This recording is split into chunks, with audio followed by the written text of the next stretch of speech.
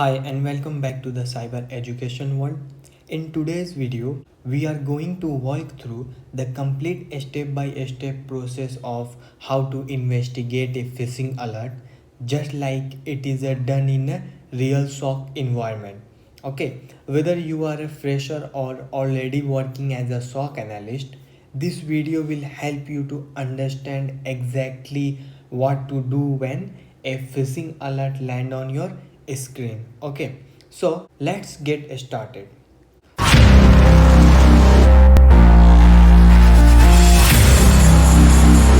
Alright, the type of alert we are dealing with is a phishing. Okay, now let's first discuss severity and status. Okay, some alert may already be closed.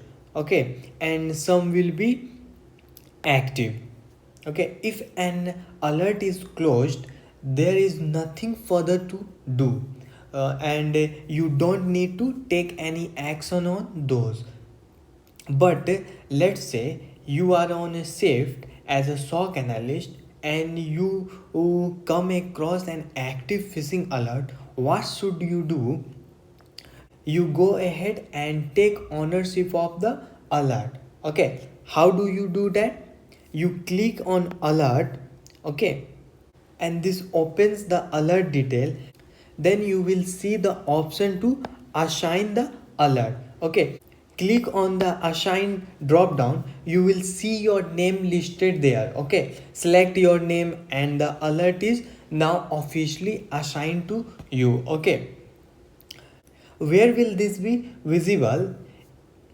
In the honor section of the alert. Okay, this way it is clear who is responsible for handling it. Okay, you will see your name like Raju, who is the owner of the alert 1, Ayush is handling alert 2, and Siri is assigned to alert 3. Okay, so why is the ownership section important?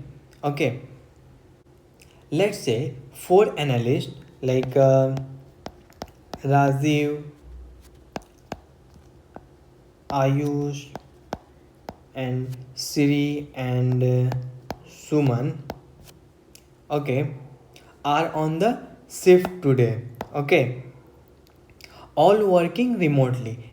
If Rajiv assign a phishing alert to himself, the other three can clearly see that he is working on it. Okay, there is no need for any of them to touch it, and they can wait for another new alert to come in. Okay, this avoid duplication and overlap in investigation.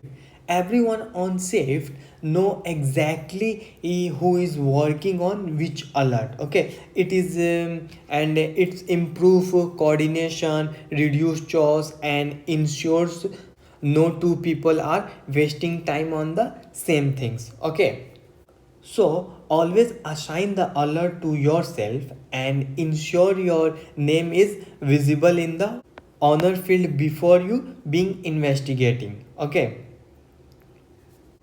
so let's now talk about how a user, someone from the organization, report a phishing email. If a user receive an email that seems like suspicious, irrelevant, and filled with adware or just doesn't look normal, what should they do? Okay, they should report it as a phishing. And how do they do that? In most organizations, users are trained to click on the report phishing button. Okay, so if the email looks shady, the user click a report phishing.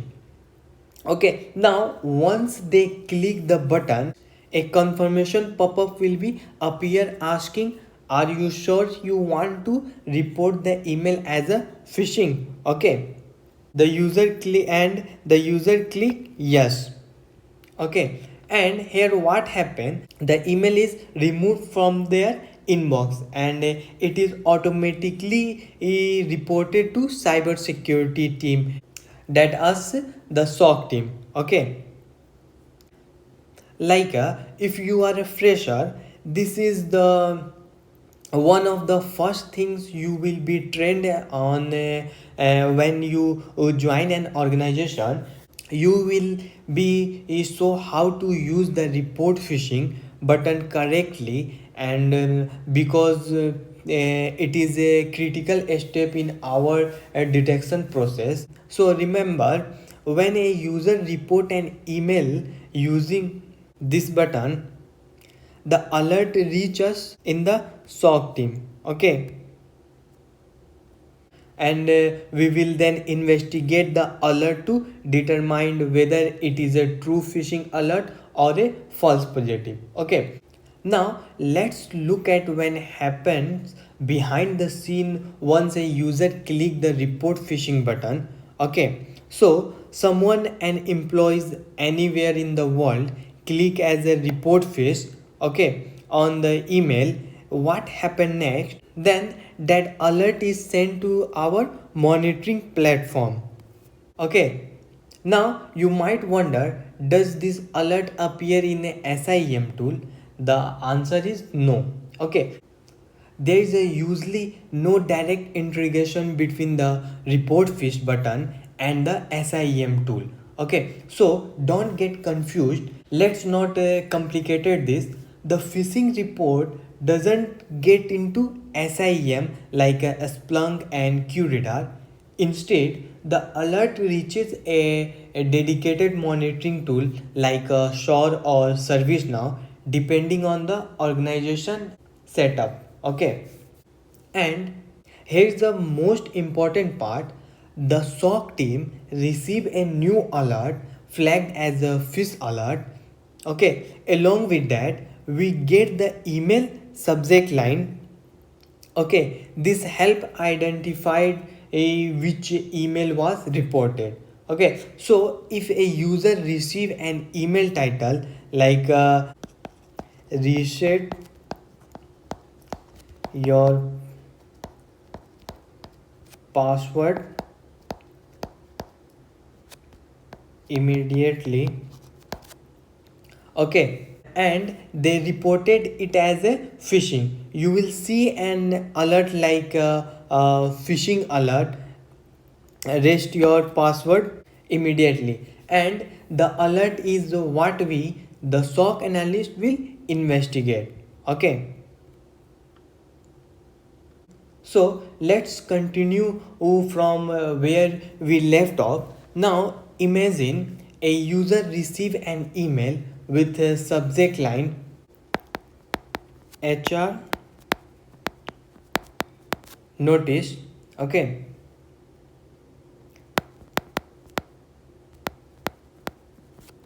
annual leave policy update. Okay, and then they find it suspicious and click report fish. Okay, so what happened on our side? We the SOC team receive an alert in the monitoring tool, whether it is a SOAR or the ServiceNow and other systems. The alert will be titled something like this. Okay, so the subject line of the reported email becomes a key part of the alert. Okay, and this make it easier for us to quickly identify which email the user reported and being our investigation. Okay, and important things, as a SOC analyst, we don't rely on guesswork.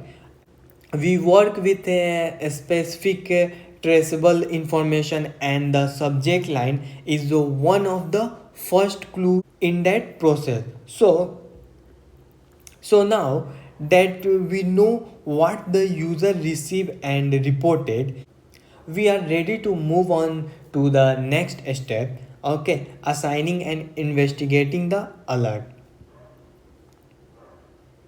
All right, now we have received the alert. Okay, and it's active. Okay, and the subject line give us the first clue. Okay, so what's next? As a SOC analyst L1, the very first step you take is to assign the alert, okay, to yourself. Let me walk you through step by step.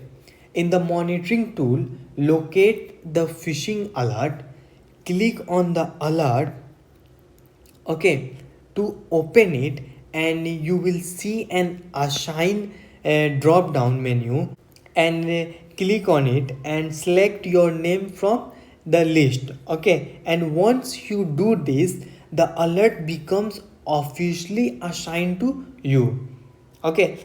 And it is your responsibility to investigate it, and no one else will work on it, okay. And it's your case.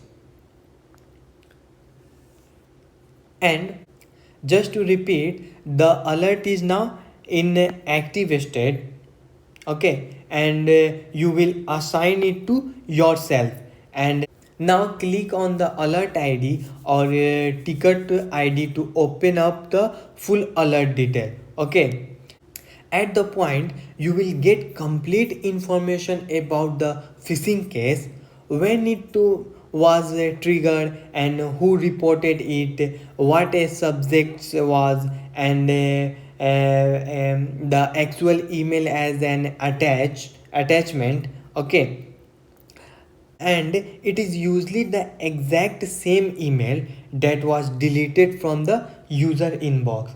And when they click report fish, the email is attached to the alert in a .eml format, okay. And guess what, the file is downloadable, okay. And you, as the assigned analyst, you can go ahead and click the download button and save the .eml file to your local system for investigation, okay. Let's say the user who reported it is located in Mexico, okay. That email may have been deleted from their inbox, but now it to show up for you as an attachment to the alert. You now have full access to analyze it, okay. So at the point, you have assigned the alert and downloaded the .eml file, and you are ready to begin the investigation, okay. And we will now move forward to determine if the email is truly phishing or just a false alarm, okay. Okay, you have reached a very important step now. You have assigned the phishing alert to yourself, and you have downloaded the attachment .eml file, and which contain the reported email. Now, as a SOC L1 analyst, it is time to begin the investigation, okay. Step 1, open the email. And here's something a lots of fresher worry about, like if I open the email, will malware be downloaded to my laptop? The answer is no. Simply open the email will not infect your machine, okay. And a malware payload only gets delivered if you click on a malicious url or open download a malicious attachment, okay. So go ahead, download and open the .eml file with confidence, okay. Now let's recap what is going on behind the scenes. Let's say a user based in Mexico received a suspicious email and clicked report fish. That email got deleted from their inbox, but on your side it is coming as an alert, okay, with the original message attached, okay. So now it is your job to investigate it and determine, is it a true phishing attempt or just a harmless or misunderstood email, okay. So you need to open the email and review its content and start analyze it from a SOC perspective. Okay, don't worry, I will walk you through the exact process of how to investigate. Okay, and we will go step by step. Okay, we will look into email body, sender address, domain reputation, URL, header, and even sandbox testing if needed. Okay, remember, the goal is to decide if the email is malicious and follow the proper SOP throughout the process. Okay, and also just a heads up, most companies have an automated setup in place. When a user click fish, a ticket is created automatically and it get assigned to the SOC team.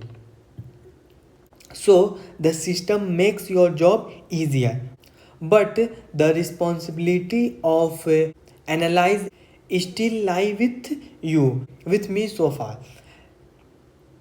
Let's now move to the next part where we start looking inside the email and being our format investigation. Okay, let's go one level deeper and understand where these phishing alert and other security alert are coming from. Okay, this part is crucial for anyone working as a SOC environment. Okay, so how do alerts get triggered on the monitoring tool? It start with tool like EDR, endpoint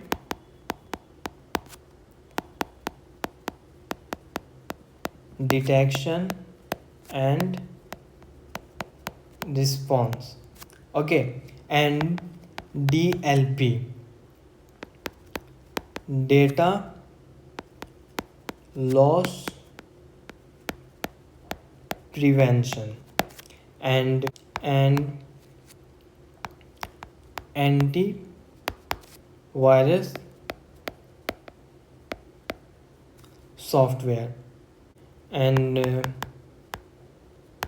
email security tools like report fish. Okay, all of these tools can be integrated with the organization monitoring platform, whether that is a SOAR platform and ServiceNow or another tool. Okay, sometimes a data from tools like antivirus or EDR, okay, flow first into the SIEM, okay, and then into the monitoring tool. The final goal is to centralize all the alerts into one platform. Okay, so analyst like you can see everything in one place. Okay, now once an alert get triggered, the L1 analyst picks it up. And how do we investigate? Using something called an SOP. Okay, so what is an SOP? SOP stand for Standard Operating Procedures. Okay, think of it as a user manual for investigating the specific type of alert. Okay, every SOC team runs on a process. We don't guess, we follow instruction. Okay, that is why SOP exists. Okay, and where are these SOP written?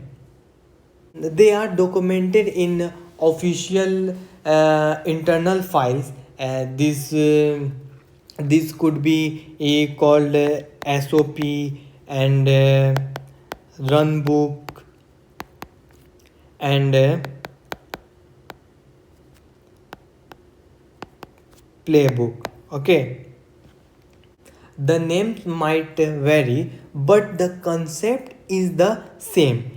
It is a step by step guide that tells you what tool to use and what to check, what counts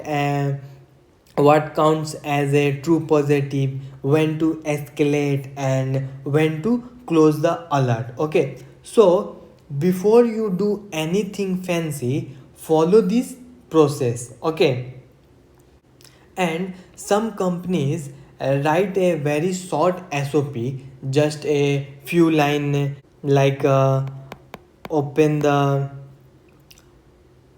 email and click the link and submit to VirusTotal.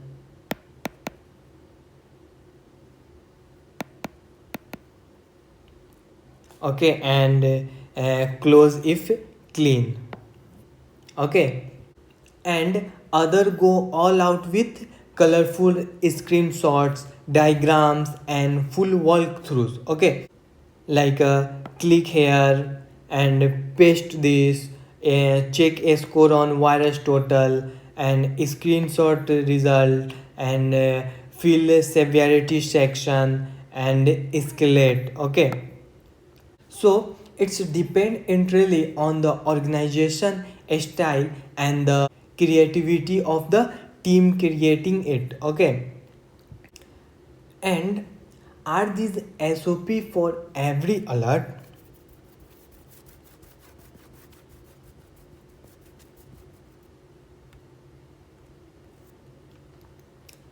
The answer is yes. For every single type of alert, whether it is a phishing or a dictionary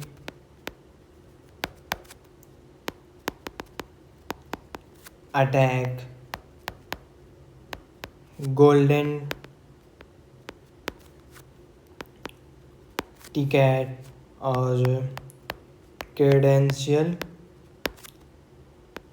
dump. Okay, and DLP violation. Okay, there will be dedicated SOP. For example, if you write a new use cases for carbo roasting in your SIEM tool, a new SOP will be created just for that. Okay, and if you deploy a new detection for dictionary attack, there will be a matching SOP as well. Okay, so you could easily end up with 80 to 120 SOPs documents. Okay, depending on how many alerts your system generates. Okay, so where are SOPs stored? All SOPs are saved in a common internal folder that is accessible only to the SOC team. Okay, and most SOC analysts get an extra monitor from the company just to open and refer to the SOP documents while they investigate alert on the main screen. Okay, and you will have on a screen showing the investigation and another showing the SOP. Follow it step by step. That is your flow. Okay, and who creates this SOP? Typically, your team lead and L2 analyst are responsible for creating a new use cases in the SIEM, writing matching SOPs for those use cases and updating them if any detection logic changes. Okay, and that is how the process is maintained. Again, if it is a 0-day attack,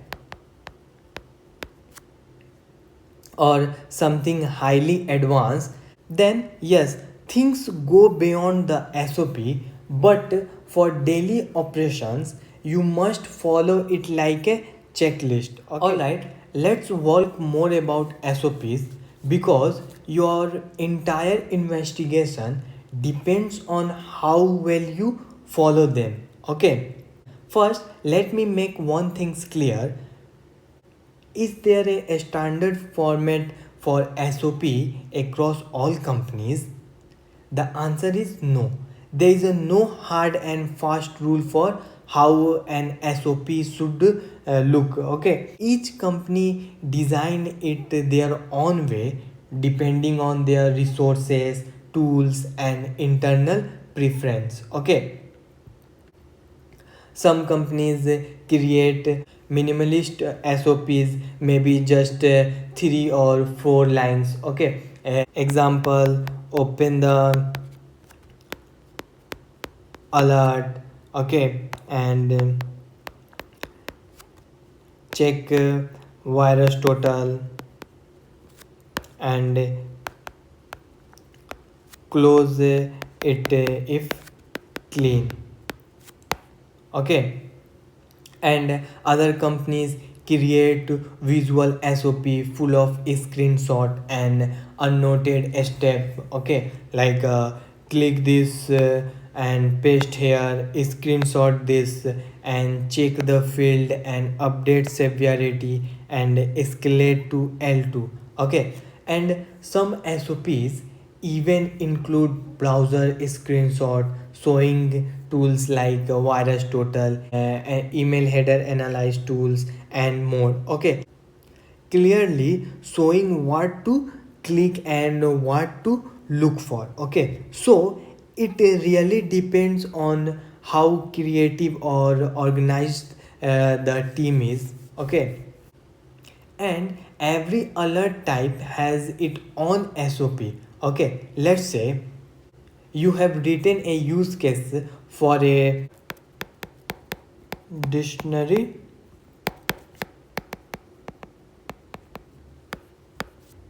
attack. There is an SOP for that. Okay, and tomorrow you build a rule for carbo roasting. Okay, a fresh SOP will be created for that too. Okay, and in most enterprise SOCs there are usually around 80 to 100 SOPs related to SIEM based alert, and 10 or more SOPs for EDR, SIEM. Okay, and a few for DLP, and one detected SOP for report fish. Okay, so all together you are talking about 100 to 120 SOP documents. Okay, so why SOPs matter? For some people, especially those with a creative or high level technical interest, this might feel a bit boring, but if you are from a non technical background or transitioning into cybersecurity, SOPs make your life so much easier. Okay, you don't need to guess what to do, and you don't need to overthink, and you don't need to panic. You simply follow instructions, and that is what makes this role so structured and effective. Okay, okay, you have opened the email, follow the SOP and analyze everything. Now comes the most important question. Is this email actually a phishing attack? Okay, as the L1 analyst, it is your responsibility to make that call. Okay, let's break it down. If you investigate concludes that the email is not malicious, here is what happens. You mark it as a false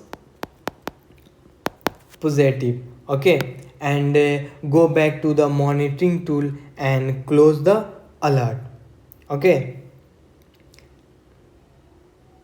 And the best part, you don't need anyone approval, okay. L1 analysts are empowered to close false positive directly, okay, without escalating to L2 or asking for permission, okay. It is a part of your job. But if your analysis suggests that is a phishing attempt, then you must escalate the alert. How do you escalate? You reassign the alert to an L2 analyst, okay. Then how to assign? Simply open the alert and go to the assignment section and select the name of the L2 analyst currently on shift and click the assign, okay. Now the alert is transferred from your name to theirs, okay. This is how you say, hey, I have done my part, this is serious and please take over and dig deeper, okay. What happened next? The L2 analyst, let's say someone like Nishant, will now receive a notification that you have reassigned the alert to him, okay. Once he open the alert, he will review all the work you did and double check your findings and perform a deep dive analysis if needed, okay. And if he agree with all conclusion, he will proceed with a remediation step, okay. What does L2 do? The L2 analyst has more privileges and tools than L1, okay. If he has the authority and he will take direct remediation action like blocking IPs, isolating devices and revoking users access, okay. And if he doesn't have those rights, he will escalate the incident to the appropriate team, okay, like IAM, identity access management, okay. If it is a credential issue, okay, and NOC or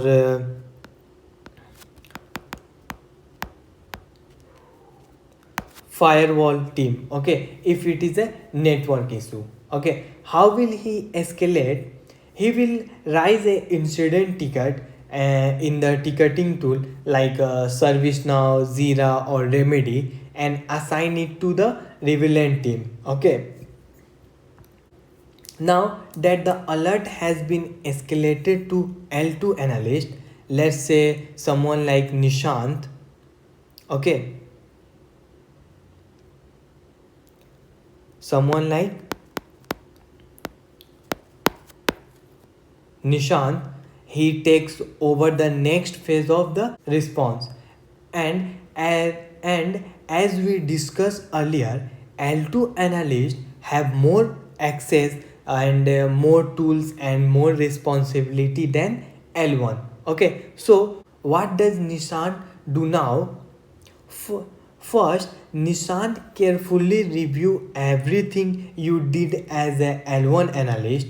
He read your summary notes and he check your screenshot if attached and he verifies the step you took and he validates the conclusion, okay. If he finds something missing or unclear, he might ping you for clarification. Okay, but usually if your SOP was followed correctly, that will not be necessary. Okay, now based on the type of phishing attack the threat level, Nissan has to act quickly to prevent impact. Okay, if he has the required permission, and he can reset the user password and block the sender's domain or IP on the firewall,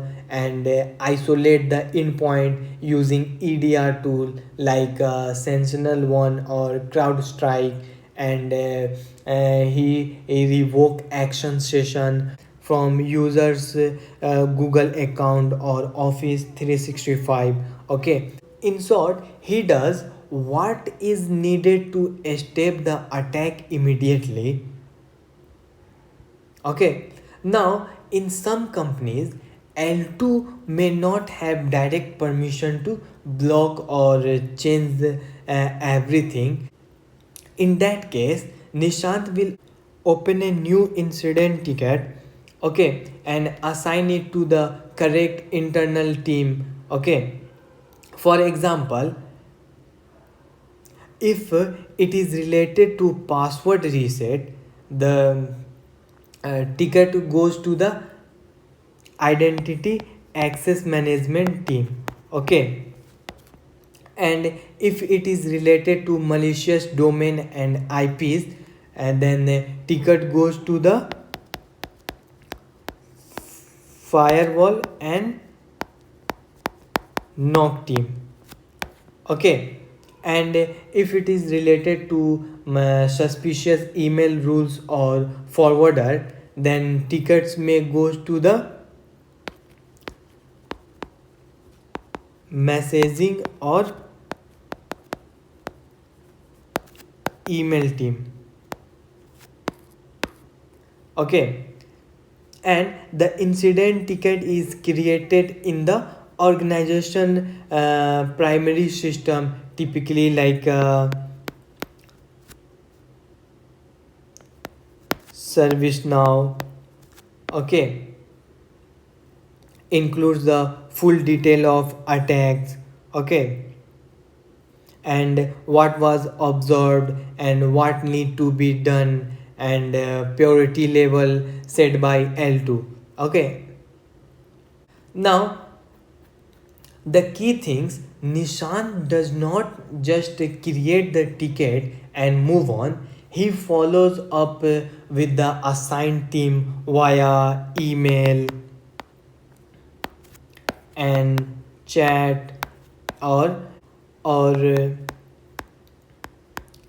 comments inside the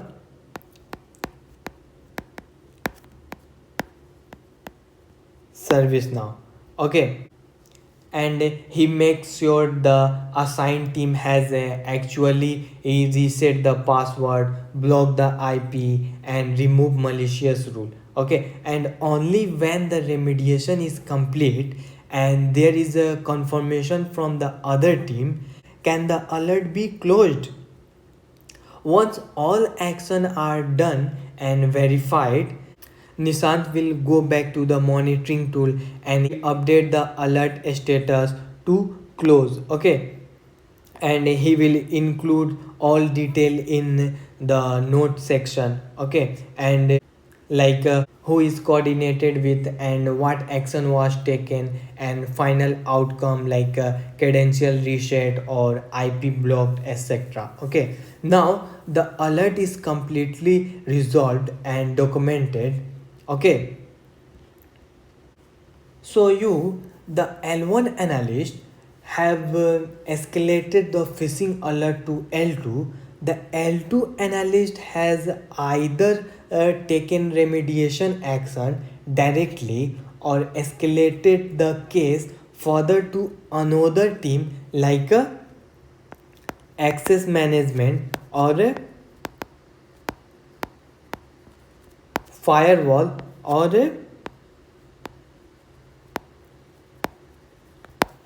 messaging. Okay, now you might ask, what happened next? Is the alert automatically closed once we assign it to the another team? The answer is no, not at all. Okay, so why the alert cannot be closed yet? Because every alert escalating the case to another team via a ticket like in ServiceNow, and the alert stay open in the monitoring tool. Okay, so why? Because the alert must remain active until the remediation is confirmed, and the alert threat is fully neutralized. Okay, so who is responsible for following up? That responsibility stay with the SOC team, which means either the L2 analyst or L3 analyst who escalated the incidents. Okay, let's say you open a ticket and assign it to the access management team. You will need to follow up to make sure the password reset is done. Okay, if the messaging team was supposed to remove a malicious inbox rule, you need to confirm that it has been removed. Okay, so how do you follow up? You can add a comment to the ServiceNow ticket, and you can send a team message or internal chat, and you can email the assign, and depending on your organization process. Okay, just make sure that the action was actually completed. Okay, why is this so important? Because if the alert gets closed without proper remediation, the threat might still be active. Okay, that is a major risk. Okay, and once you confirm that the action is complete, you go back to the monitoring tool and update the case note, mention what action was taken, and include who you follow up with, and only if then the alert can be closed. Okay, these documents is critical both for internal audit and for post incidents review. Okay, and escalating the alert is just one step, and you are still responsible for making sure the threat is contained. And don't just assign and fall and forget, follow through until it's resolved. Okay, even if it takes coordination across multiple teams, you must ensure that the environment is secure again before closure. Okay, that is the sign of the responsible for SOC analyst. Okay, so let's shift our focus for a moment, not to analysts but to the end users, because in many phishing incidents the first line of defense is not always the firewall or the SIEM. It is the person sitting behind the screen, like who are end user behind the screen. Okay, it is the person sitting behind the screen. Okay, who are end user? End user are like employees, staff members, and contractors, and basically anyone in the organization using email. Okay, if a phishing attack bypass all technical defenses and reach the user inbox, then it is up to the user to, okay, like spot it and avoid clicking it, and most importantly report it. Okay,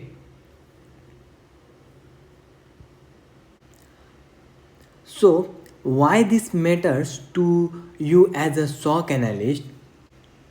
And organization conduct security awareness programs to teach users and what a phishing email look like, how to identify suspicious content, and where to look for red flags, like example like mismatched URL, strange domain, and urgent tone, and how to use the report phishing button. Okay, these trainings can be part of onboarding and conducted quarterly or yearly, and accompanied by email simulations. Okay, and many companies run phishing simulation. Okay,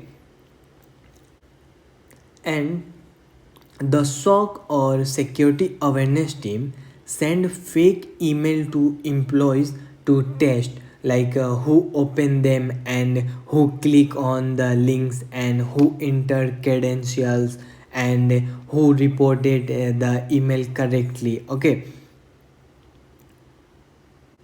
and after that result are tracked and user to identify risky users, plan retraining and improve awareness. Okay, some companies even score user based on their performance in these simulations. Okay, so why this matter to you as a SOC analyst? So, why should I care about user awareness? Is not that HR's or IT's jobs. Okay, so here's the why. When users report a phishing email button, you receive those alerts and you analyze and content threats early, and it reduce the chance of a successful attack. Okay, and the faster a user report a phishing email, the faster you can investigate and respond. Okay, now let's talk about something important. What happens when your organization does not use a SOAR platform? Okay, not every company has a SOAR tool like a Splunk Phantom or Palo Alto or IBM Resilient. Okay, some companies, especially traditional enterprises, still use to like ServiceNow as their primary alert and ticketing management system. Okay, let's say you are working as a SOC analyst that uses ServiceNow for managing alert. Here is how the phishing investigation work. A phishing alert is triggered either through a user report or a via integration with security tool. Okay, the alert is converted into a ticket inside ServiceNow. Okay, and and as a SOC analyst, you log into ServiceNow and see a list of active phishing tickets. Okay, and each alert or ticket includes like a subject line or a alert detail, attachment, a status field. Okay, and when you take the alert for investigation, here's what you do. First is assign the alert to yourself. Okay, and change the status. Okay, and bring your investigation as a part per the phishing SOP. Okay, once you complete the SOP steps, you decide whether it is a true positive or a false positive. Okay, some logic applies as in a SOR. If it is a false positive, you can close the alert after documenting your findings. Okay, and if it is a true positive, escalate the ticket to the L2 analyst, or create a new ticket, incident ticket, and assign it to the appropriate team, like example like access management team or messaging or network security team. Okay, and even through ServiceNow is a ticketing tool and not a dedicated SOAR platform. Okay, many companies customize it to the handle basics automation and alert routing. Okay, as a part of the escalation or a handoff process. Okay, you may reassign the ticket to the to another analyst and add internal comments or notes and attach a screenshot of your investigations and include links to reputation tool like VirusTotals. uh, okay, these ensures the next person reviewing the ticket has full visible of what you are done. Okay, even without SOAR, your role and responsibilities as an L1 analyst don't change. Okay, what change is the platform whether where you perform your action. Okay, let's address a common question that freshers often ask during a phishing alert investigation.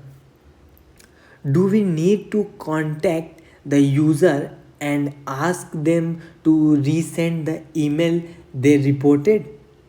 The answer is absolutely not. Okay, once the user click the report fish button in their email client like Outlook, okay, the email get removed from their inbox and is automatically submitted to the SOC or security team for reviewing. Okay, so how the reported email reaches us. Okay, behind the scenes, the organization has already set up automation to handle this. So, when a user reported phishing, a ticket is created in our SOC or ServiceNow or a monitoring tool. Okay, and the original email is attached to the alert or ticket. Okay, and the file is usually in .eml format. Okay, and you will find this file inside the alert details, typically under the attachment. Okay, or artifact section. So, how to access it? As the L1 analyst, your job is to open the alert or ticket and look for the file ending in .eml and click the download icon. Okay, to save the file to your local machine. Okay, and no need to case the user and send them an email or ask them for anything else. Everything you need is already provided automatically. Okay, so why this matter? This step might feel simple, but it is critical to understand. Okay, like it keep the investigation efficient and it ensures that the SOC team has full context of the suspicious email. Okay, and prevent delay, especially when working across global time zone. Okay, now that you have downloaded and safely open the .eml files, and it is time to start the real investigation. As a SOC L1 analyst, your job is to analyze the content of the reported email to identify whether it is genuinely suspicious or just a harmless misinterpreted by the users. Okay, so first step being with a quick visual scan of the email and you are not diving into technical header yet. Okay, now that you have downloaded and safely open the .eml file, it is a time to start the real investigation. Okay, so as the L1 SOC analyst, your job is to analyze the content of the reported email to identify whether it is genuinely suspicious or just a harmless message misinterpreted by the user. Okay, the first step being the a quick visual scan of the email. You are not dividing into technical header yet, just checking the body and layout and messaging to spot obvious sign of phishing. Okay, here is a what to look for. First is impersonation or brand spoofing. Okay, is the email pretending to be from a well-known brand like Microsoft or Google or Amazon or HR? Okay, are there officially looking logo or branding elements copy from legitimate companies?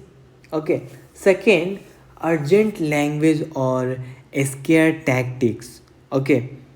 Perhaps like immediate action required. Okay.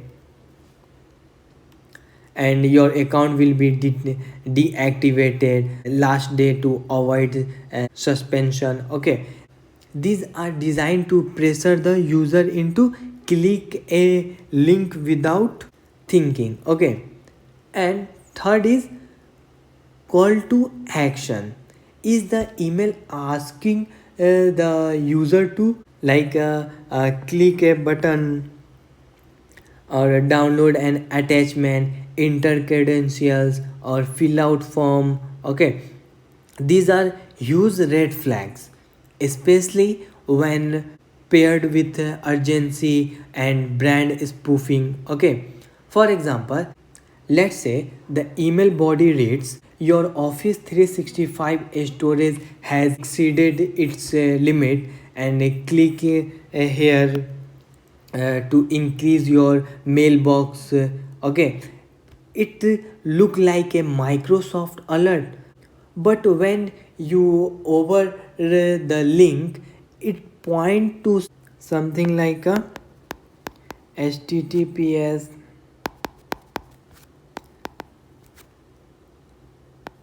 the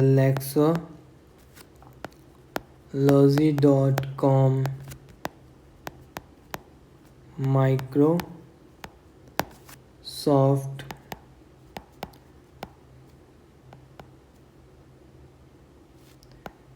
upgrade.html. Okay, that is suspicious. The domain is not Microsoft. Okay, it is something unrelated and likely malicious. Okay, all right, you have completed the visual scan of the email body and something's already looks suspicious. The next step is to analyze the sender email address. Okay, this step is a simple but extremely important because attackers often rely on fake or misleading email address to trick users. Okay, so check the form field in the email. It will typically look something like this. Okay, now pause and ask yourself, does this email address really belong to Microsoft? Clearly it does not. Okay, the domain, the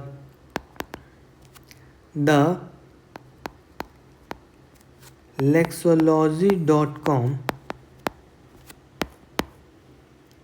has nothing to do with Microsoft. That is the first red flag. Okay, if the display name says Microsoft or HR or IT supports, but the email domain does not match the official organizations or brand, that is a clear indicator of impersonation. Okay, here is a good example, like a legit sender alerts at the rate microsoft.com or support at the rate outlook.com. Okay,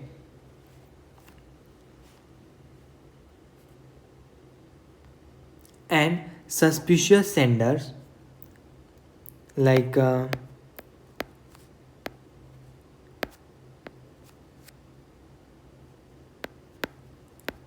Microsoft secure at the rate domain helpalert.com or no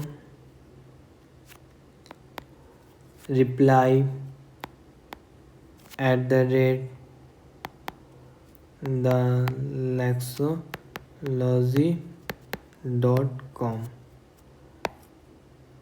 Okay, and always ignore the display name because attackers can easily fake it. Okay, and the real clue is in the email domain. Okay, and some users get tricked because the name says Microsoft account team. Okay, but the actual sender address when expanded is something like no reply at the rate randomwebhost.cc. Okay, as an analyst, your job is to expand the form address and verify the domain every single time. Okay, if the domain is unrelated and unfamiliar or look strange or that is a strong indicator of phishing. Okay,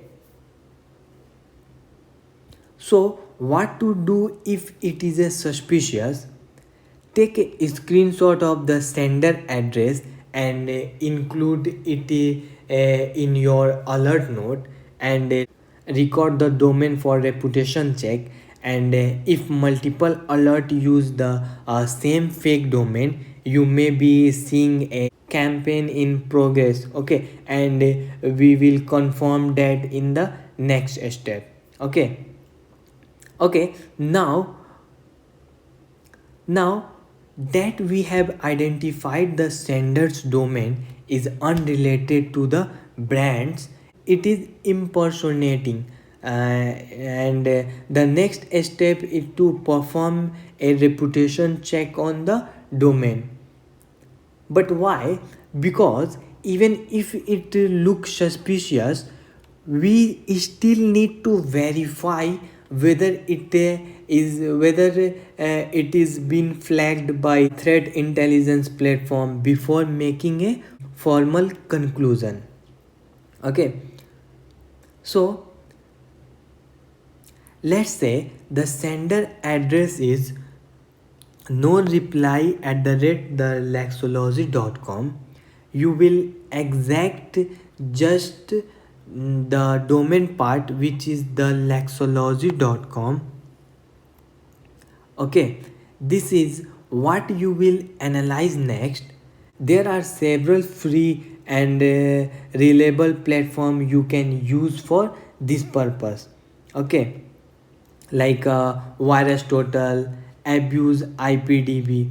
Okay, so copy this domain and paste it to the domain into the search bar. Okay, and check if it is a mark as a malicious or a phishing or a clean, and look at detection engines like Fortinet and Trend Micro, etc., and scroll the community section to read user comments and vote. Okay. And here is a something important to understand. Not all phishing domain show up as a malicious right away. Okay, attacker are smart. They often register new domain that have not been blacklisted yet, and use reputable hosting providers to bypass filter and send low volume attack to stay under the radar. Okay, so if the domain looks suspicious but it's marked as a clean in VirusTotal, don't dismiss it immediately. Okay, combine this finding with sender mismatch, urgent language, and suspicious URL and other indicators from the email body. Okay, and this is about to building a complete picture, not relying on the single flags. Okay, so what to do with your finding? As you complete this step, take a screenshot of the VirusTotal or AbuseIPDB result and add a brief summary to your alert note. Like example, domain appears clean in VirusTotal but unrelated to Microsoft, and use this as supporting evidence in your escalation or closure. Okay. All right, you have now checked the sender domain reputation. Maybe it is flagged, maybe it is a clean, and either way, the next step is to go on layer deeper. Let's analyze the IP address as associated with the domain. Okay, why?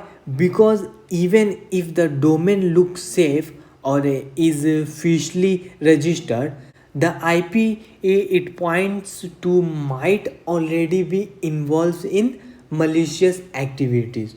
Okay, so first you need to find out which IP address the sender domain is hosted on. Okay, here is how. Go to any OS lookup service such as os.domaintools.com or os.com. Okay, paste the sender domain like lexology.com into the search bar. Okay, and the OS result will give you domain creation and expiry date and registrant information if public, and name servers, and most importantly the IP address the domain is resolving, to make a note of that IP. Okay, now that you have the IP address, okay, it is time to check its reputation. Use the same platform, VirusTotal, and paste it the IP address. Okay, and look for the result like detected by X engine and categorized as a phishing, malware, spam. Okay, and user submitted analyze. Okay, these results help you to determine whether this IP has been involved in a previous attack or flagged by other analysts. Okay, again, remember, many attackers use brand new infrastructure that has not been reported yet. So, even if VirusTotal or AbuseIPDB say the IP is clean, combine this with other indicator, example suspicious sender domain, email content, or URL, and use it as a part of your evidence stack. and not your final decision. Okay, so why IP check are crucial? Here's the things: even when the email appears well crafted, if the IP belongs to a bad neighborhood, like a range of unknown spammers or malicious servers, that is a big red flag. Okay, and also if you start seeing multiple phishing email coming from the same IP, it is a sign of a targeted campaign. Okay, and you can alert your L2 or threat intel team to take further action, such as blocking the IP at the firewall level. Okay, so what if both the sender domain and the IP address come up clean in VirusTotal or AbuseIPDB? Let's say you check the domain on VirusTotal, no detection. You check the IP address, no reputation issue. Now you are wondering, if nothing was flagged, that mean the email is safe? The answer is not. Okay, but why? The attacker is constantly involving their tactics. uh, One of the smartest things they do is use brand new domain that have not been blacklisted yet, and clean IP addresses hosted on trusted platform like AWS, Azure or GoDaddy. Okay, and free or public services like Gmail, Outlook or ProtonMail, because these resources are legitimate and widely used.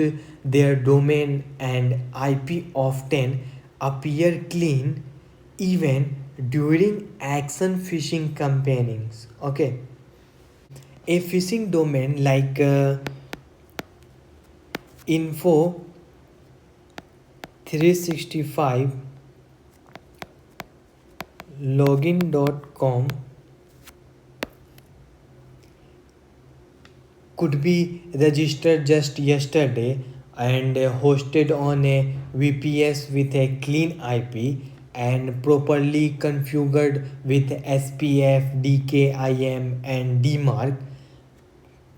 Okay, so to a scanner like VirusTotal, it looks fine, but the site it leads to could be a credential harvesting page. Okay, so despite the clean domain and IP, the intention behind the email could be malicious. So, what does this mean for you? As an L1 analyst, you should never rely solely on domain IP reputation. Instead, treat those checks as just one part of your full phishing investigation process. Combine all your findings, like a visual clue from the email and suspicious sender address, generic or urgent language, and unknown domain, however URL mismatch, and fill SPF, DKIM and DMARC. We will cover that soon. This layered analyze give you the real picture, not just one clean score from a threat intel site. Okay, all right. Now that we have checked the domain and IP reputation, let's go on a step further. Perform OSP lookup on the sender domain.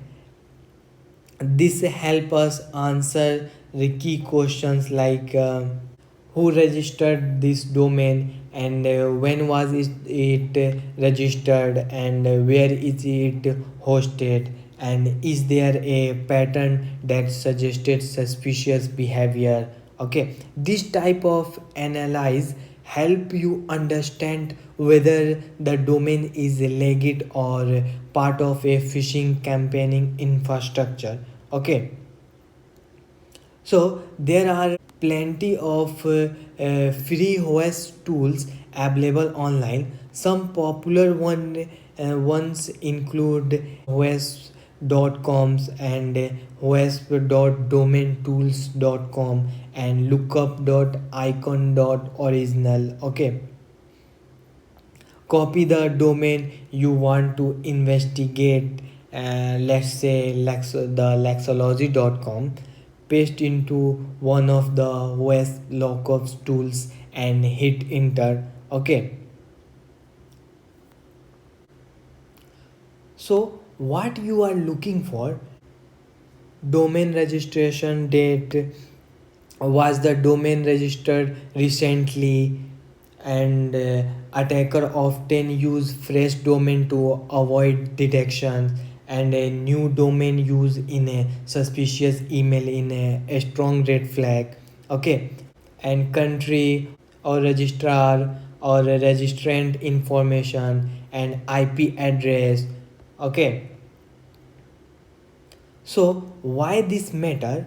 Many phishing domain will look clean on the surface, but when you dig into OS, you find pattern of abuse, and you can connect them to other malicious campaignings, and you gather additional evidence to support your decision. Okay, it is especially helpful when writing your investigations summary or escalating to L2 or threat intel. Okay, by now you are analyze the email, check the domain and IP, and even perform a OS lookup. But attacker often take things one step further. They register domain that look almost identical to real brands. Okay, this is called domain impersonation or typo squatting.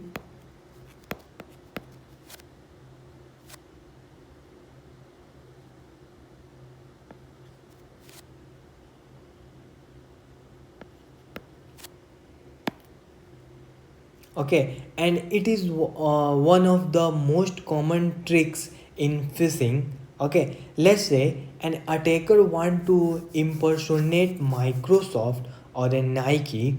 Okay, here is what they might to do: instead of using microsoft.com, okay, or nike.com. Okay, they registered something like HR Nike or secure Nike.info. Okay, and M1 Microsoft dot support.com. Okay, and admin dot amazon dot help. Okay, from a user perspective, these look legitimate, especially when a view quickly or on a mobile device. Even security conscious users can fall for these if they are not paying full attention. Okay, the attacker might send an email that say your Office 365 account is about to be deactivated. Click here to keep access, like a key, like a click here to keep access. The sender appear to be a like a Microsoft admin at the rate 365 account update.com.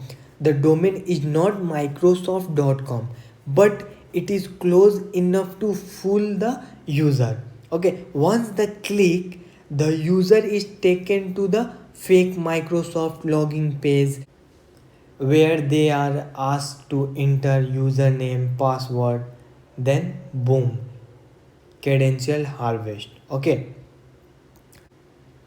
so when I analyze the email or a URL, look closer at the domain name structure and ask, is this a common trick?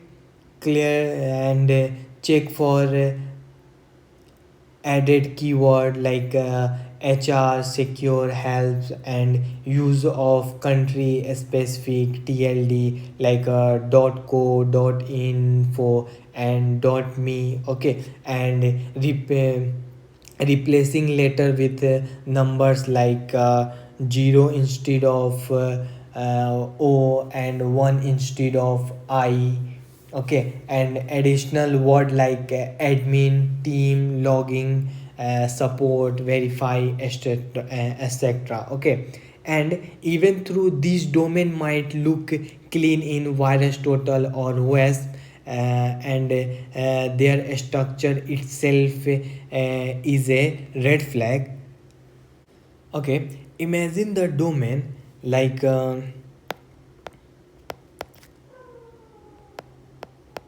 mailbox Microsoft 365 support.com. Okay, this could easily fool someone into thinking it is a Microsoft official support channel. Okay, but when you perform OS, you find it was registered 2 days ago and the IP address has no reputation. Okay, and there is a no DMARC or SPF records and hosted in a foreigner country. Now you know it is likely fake. Let's look at how attackers use fake domain and social engineering to perform real world phishing attack, especially those designed for credential harvesting. This example will help you understand how a phishing campaign look for a start to phish. Okay, so let's say the attacker registered a domain like uh, hrnike.com. Okay, now this domain may not be flagged by VirusTotal and OS may show it is recently registered and the IP might be clean, but the intention behind the domain is what matter. The attacker send an email to employee at Nike and the user the display the name HR department. Okay, and the email body say, dear employees, today is the last day of complete your income tax declaration and failure to do so will result in loss of benefit. Click the link below to complete your form and okay, and click here to declare. Okay, and the link point to the domain link like click the link below to the complete your form. Okay, and click here to declare and the link point to a domain like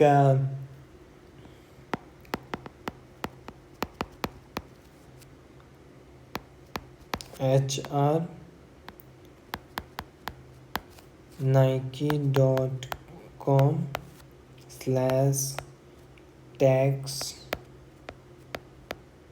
form slash login.html.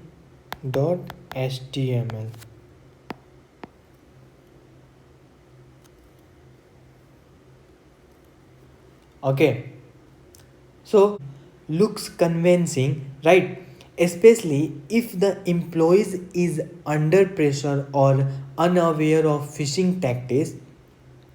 Okay, when a user click the link, they land on a fake Microsoft login page.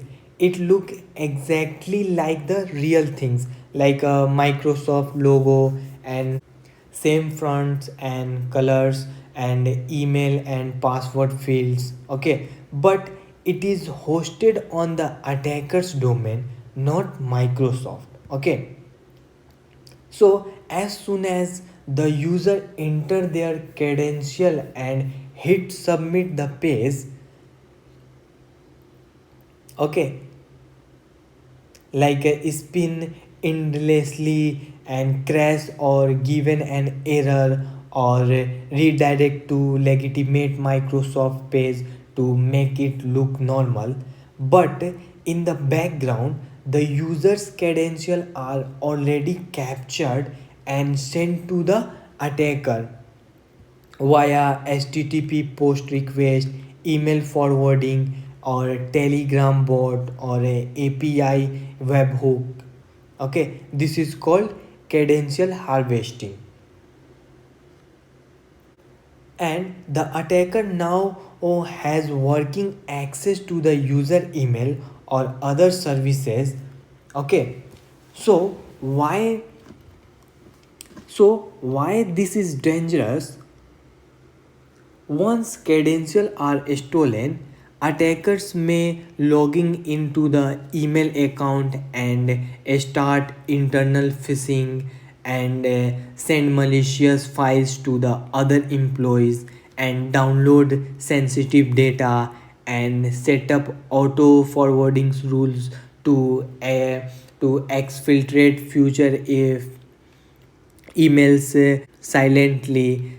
Okay, in some case they may even bypass multi-factor authentication using session hijacking or phishing proxies. Okay, so what you should do as a SOC analyst: if you come across this scenario, identify the fake domain like hr.hrnike.com, confirm it leads to a logging page or a fake portal, and capture the screenshot of the fake page if accessible via sandbox, and document like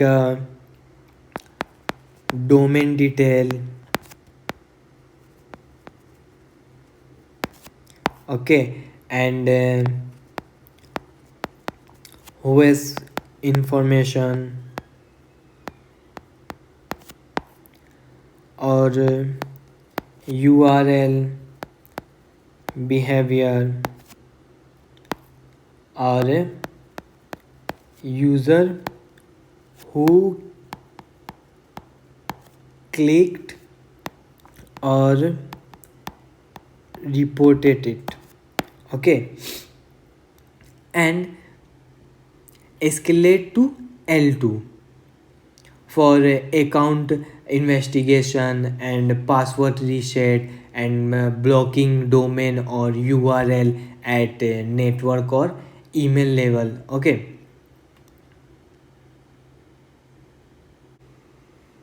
now let's move forward and talk about something extremely important: phishing URL. Okay, once the attackers send the emails, their next goal is to make the user click on the malicious link.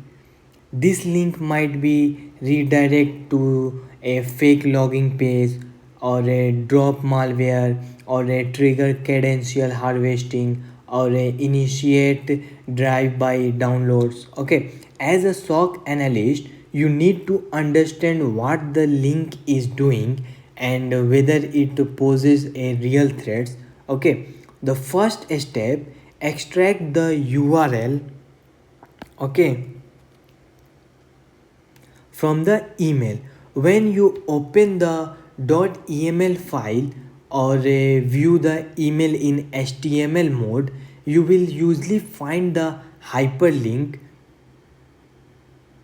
and it could look like click here to verify your account, but when you over it, the actual destination might be this HR Microsoft or hrnike.com. Okay, you will use it for the further testing.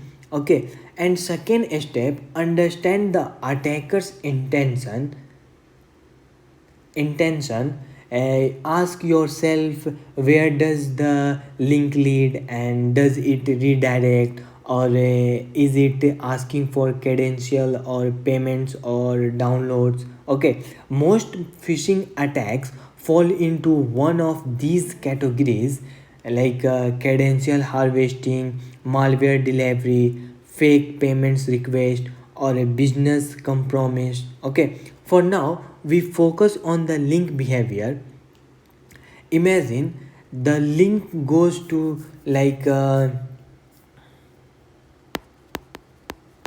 https hrnike.com slash update info.html. Okay, when opened, it present as a Microsoft 365 login form, like company branding, Microsoft logo, and email and password input fields.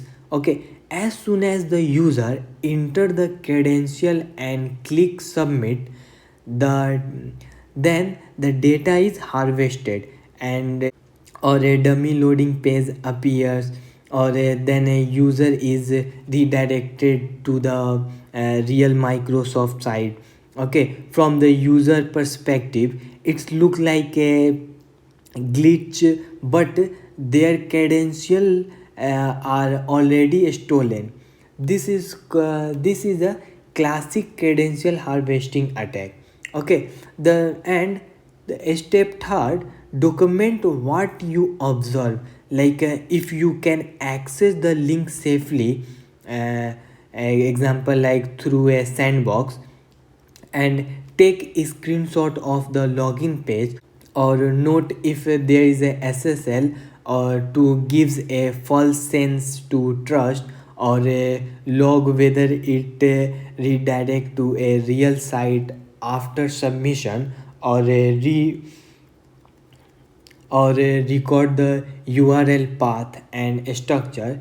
If you see generic logging field, or no actual business logging, or just a fake page with input field, it is almost certainly phishing. Okay, by now, you have identified a suspicious URL inside a phishing email. The next step is analyze what that URL does, but without risking your machine or network, and that is where sandboxing come in. Okay.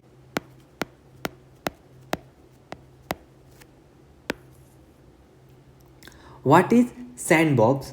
A sandbox is a secure, isolated environment where you can open a suspicious link, or run potentially malicious files, or observe system behavior, or track redirection chains. Okay, the beauty of using a sandbox is you are not exposing your system, or you can see exactly what happened if a victim click the link. Okay, so for URL testing, here are two highly recommended platform. First is a Any.Run. Okay, and second is browsing. Okay, so let's say the suspicious URL. Okay, Here is how to test it. Open the Any.Run and click on start a new task. Okay, and choose the browser analyze option. Okay, and paste the phishing URL into the task. Okay, and run the task and watch what happened, and you will see whether the page opens successfully, and if it prompts for credential, or if it is downloads as a file, or any suspicious process or scripts running in the background. Okay, and one things, if the page show a fake logging from, you can safely enter dummy credential like user test user at the rate, like username,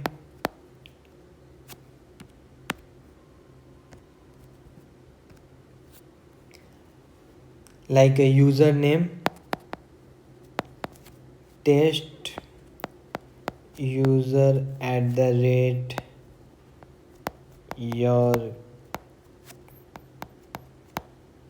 company.com. Okay, and password like test 123. Okay, and hit submit, and this help you see what happen next. Does it redirect to Microsoft, or does it show a fake error, or does it drop a file? Okay, any expected behavior confirmed it is a phishing. Okay, and as you observe the behavior, take a screenshot of the fake logging page, or document any redirect URL, or note whether credentials are being captured or sent to a remote server, or record a time span of the test of audit trial. Okay, all of these becomes a part of your evidence when escalating the alert to L2. Okay,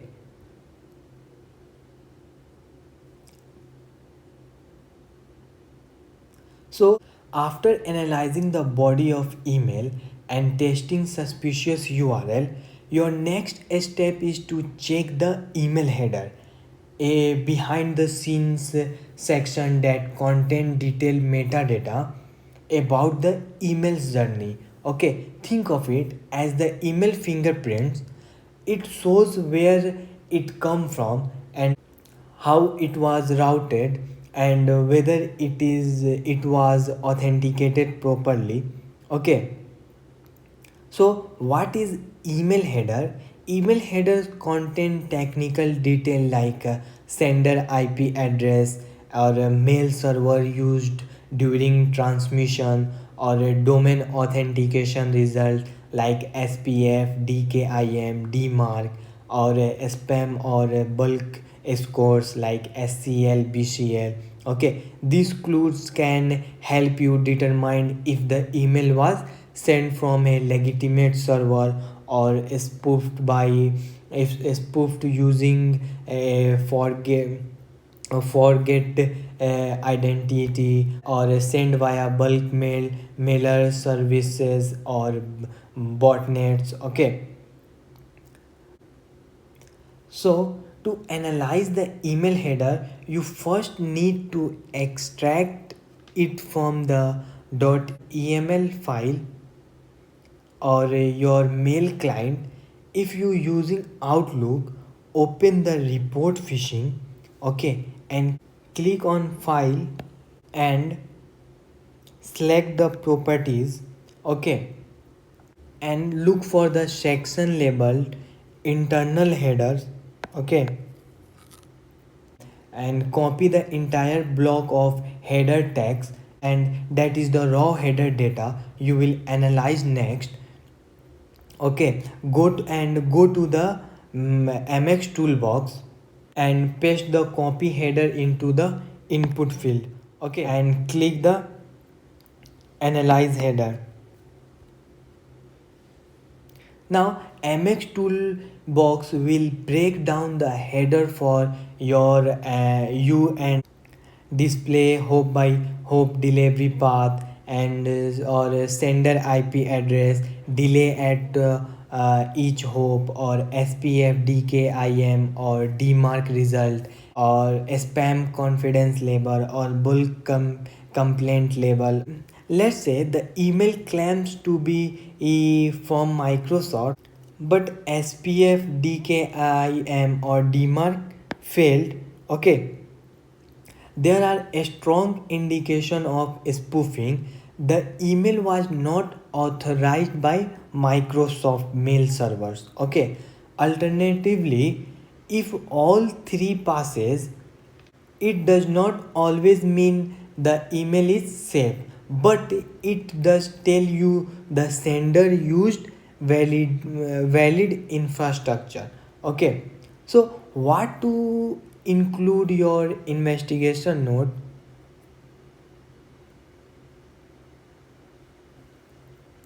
From your header analyze, you make sure your record like sender IP address or SPF DKIM or DMARC,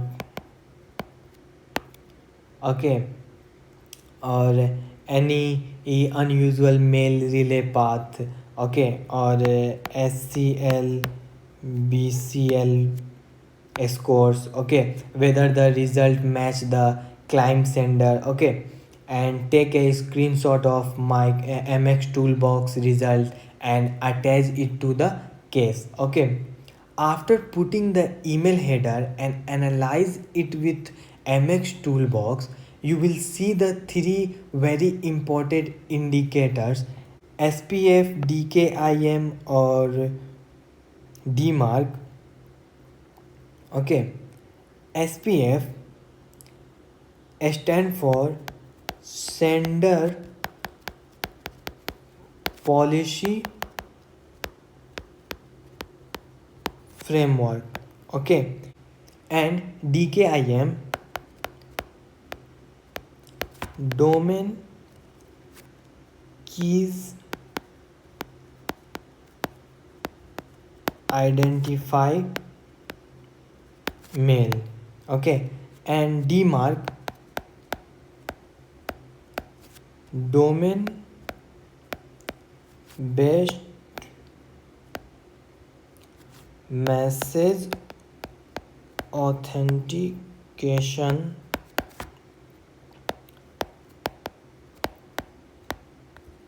reporting and conformance. Okay, these are email authentication protocol that help determine whether the email was truly sent from the domain and it comes to be from, or if it was spoofed. Okay, so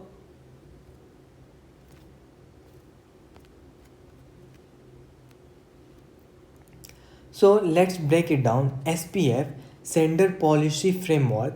SPF check if the IP address sending the email is authorized to the sender mail on behalf of that domain, or it does this by looking up a DNS record for that domain. Okay, if SPF passes, the IP address is listed in the domain's SPF records. Okay, and if SPF fails, the sender may be faking their identity.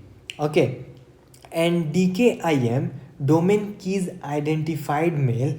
DKIM added a digital signature to make the emails headers using encryption, and the receiving server verifies this signature by checking the public key published in the sender DNS. Okay, if DKIM passes, the message has not been tramped with the during transit. Okay, and if DKIM fail, either the message was altered or the domain will not be authorized. Okay. Now DMARC, domain based message authentication reporting and conformance. Okay. DMARC try SPF and DKIM together and provide instruction to the receiving server, and should the email be rejected or quarantined or allowed to pass if authentication fail. Okay. And or DMARC passes only when either SPF or DKIM passes. Okay. And both align with the domain in the from header. Okay. And DMARC fail if neither SPF or DKIM pass or if they don't align. Okay. For example, let's say you receive an email claiming to be from like security at the rate microsoft.com. Okay. You check the header using MXToolbox and find SPF, DKIM and DMARC. Okay. That means this email did not come from a Microsoft approved server. Okay. And or was not digitally signed by Microsoft, or and Microsoft has no valid reason to allow this message.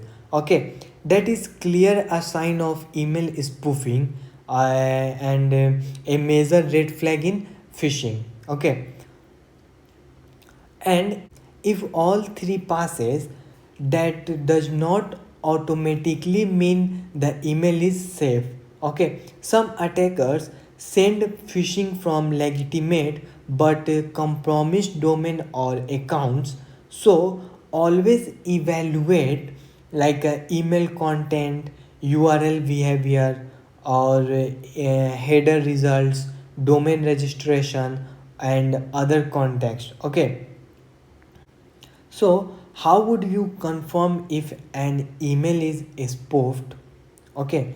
You can say I would exact the full email header, analyze it using MXToolbox and check SPF, DKIM or DMARC results. If any of them fails and the domain does not align with the sender email, it is likely spoofed. Okay. That is a solid real world answer. Okay. Now that you have learned how to read SPF, DKIM or DMARC in a header, let's go even deeper and look at the two more important value, SCL or BCL. Okay.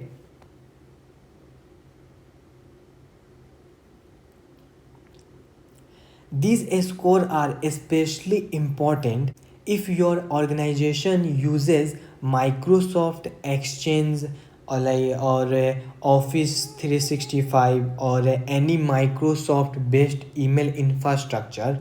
Okay, let's break them down. What is SCL? SCL stands for spam confidence level. Okay. It is a numeric value Microsoft assigned to incoming email based on how likely they are to be spam. Okay. Common SCL values like -1, the message is skipped spam filtering, typically from a safe sender like a trusted Microsoft IP. Okay. And 0 to 1, is a clean mail, no spam indicators, and 5 to 6 it's a medium spam confidence, might be placed in the junk folder, okay, or 7 to 9 it's a high spam confidence, a strong chance it is a spam or phishing. Okay, if you see SCL 5, 6, 7, 8 or 9, okay, in the header, that is sign the Microsoft already suspected this email might be spam or phishing. Okay, now BCL, okay, BCL stand for bulk complaint level. Okay, this value is used to categorize bulk or marketing emails. Not all bulk emails are spam, but BCL helps distinguish between safe marketing email like newsletters or bulk senders that often get complaints, okay, or a potential spam campaign. Okay, for example, let's say the BCL score is 5, okay, or above. That mean Microsoft has seen this sender uh, send mass emails frequently, okay, or other users may have marked it as a junk or phishing.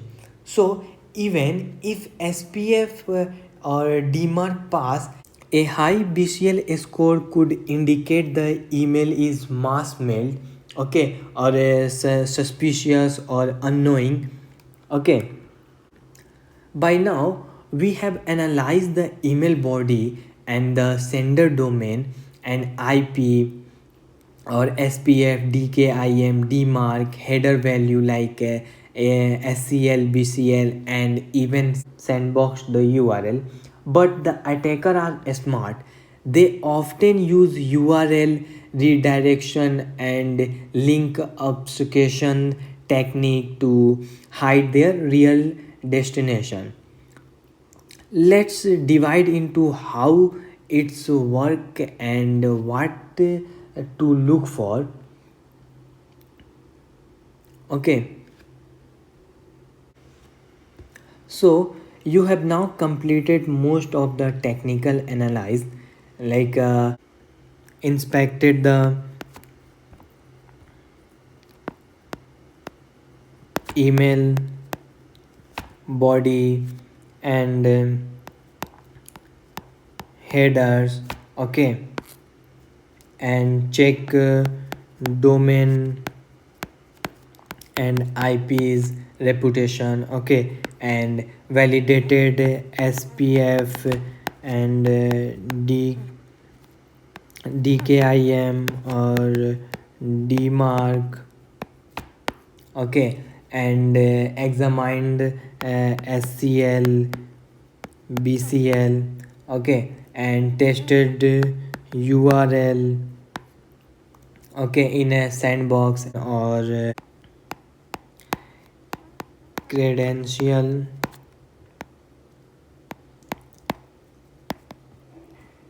harvesting is happening. Okay, now come the final piece of the puzzle. What was the attacker actually try to do? Okay, every phishing email, the first step, understand the objective behind the email. Every phishing email has a goal. As an analyst, it is your job to interrupt that goal, and there are typically four type of phishing objectives. Okay, first is credential harvesting, okay, and second is a malware delivery,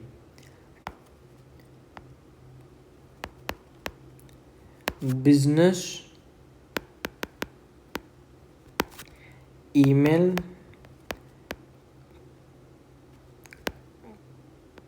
compromise. Okay, and fourth is a fake invoice or payment scams. Okay, okay, you have made it to the final step in a phishing investigation process by the pointing you have downloaded and analyzed the reported email, reviewing the body, sender, domain and link, and check SPF, DKIM, DMARC, SCL, BCL. Okay, or investigated who's IP or reputation path, or confirmed the attacker intention, and that is credential intention. Now come the most important decision: should you escalate this alert or closed the scenario? First, it is a false positive. You have followed the SOP and found that the domain is legitimate, or SPF, DKIM, DMARC all passed. Okay, or email content is clear, or URL go to safe destinations, or no user interaction occurred, or no sign of credential harvesting or malware. Okay, in this case you can confidently classify the alert as a false positive. And your action: add a detailed note to the case explaining your analyze, and includes screenshots and evidence, or change the alert status to close or no escalation is needed. Okay, and second scenario, it is a true positive.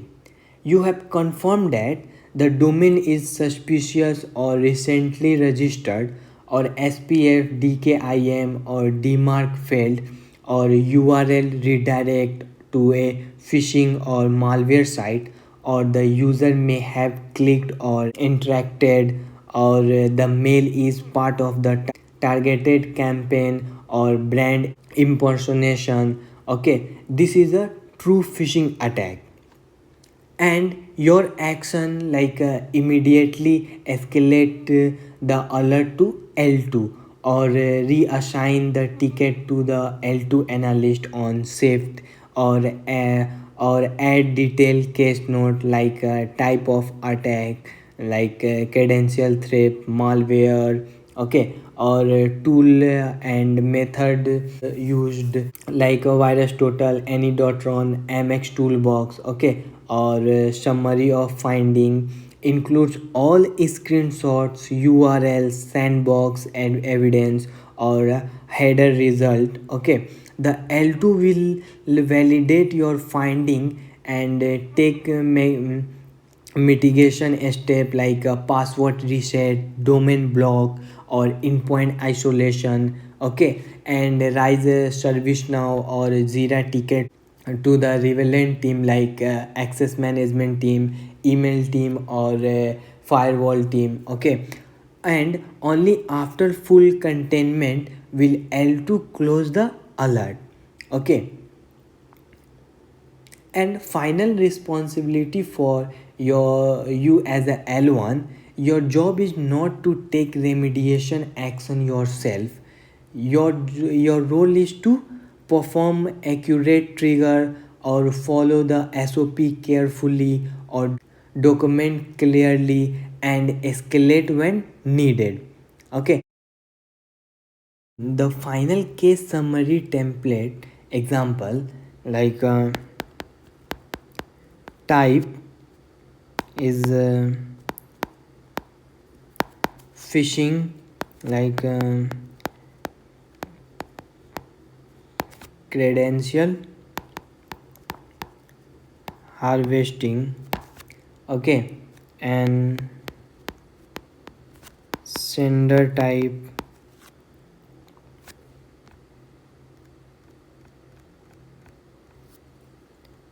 domain like hrnike.com. Okay, newly registered and SPF DKIM DMark. Okay, all failed, and SCL BCL score 9 and 7, and link behavior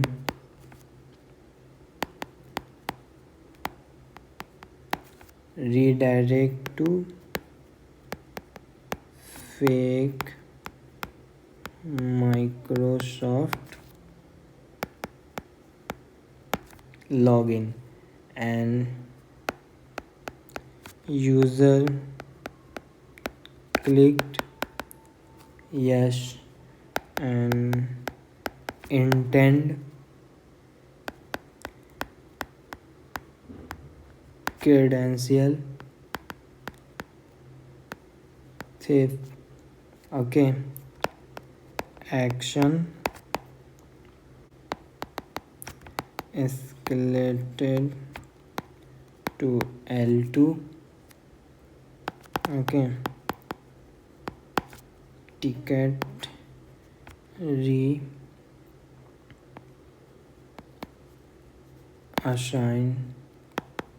to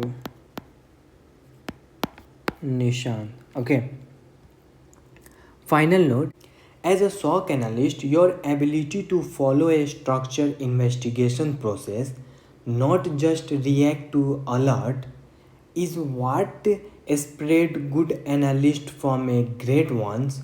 Phishing may seem simple on the surface, but each email tell a deeper story.